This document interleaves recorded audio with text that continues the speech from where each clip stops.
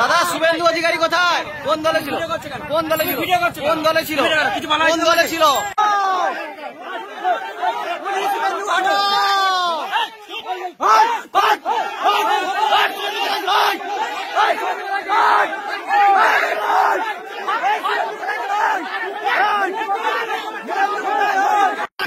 কি বলছো? সারা দল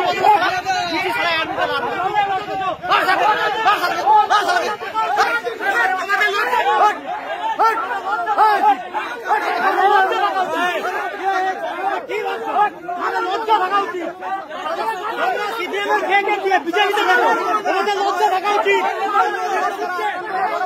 তোমরা লজ্জা থাকা উচিত।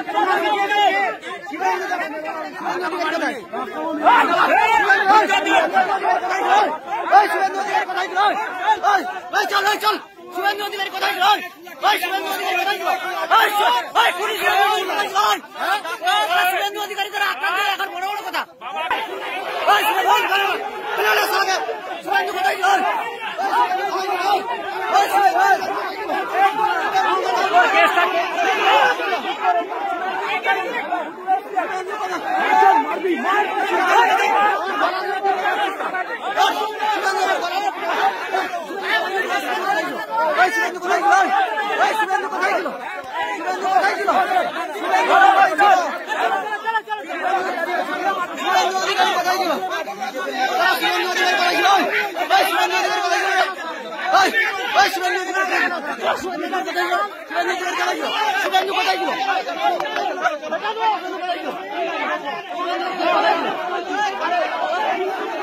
শুভেন্দু দ্বারা কোথায়?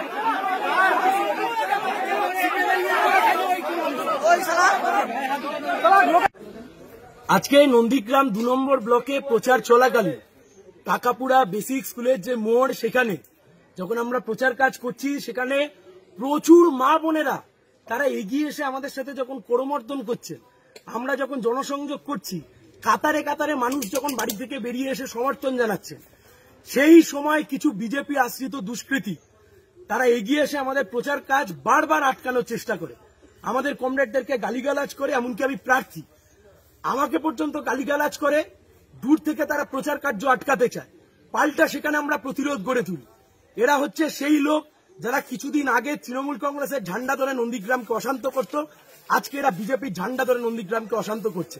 নির্বাচন কমিশনের দৃষ্টি আকর্ষণ করব যে নির্বাচন কমিশন এই মুহূর্তে গোটাটাকে হ্যান্ডেল করছে, কিভাবে এই সমস্ত মোস্তানরা এখানে এই সমস্ত গুন্ডামি করার চেষ্টা করছে।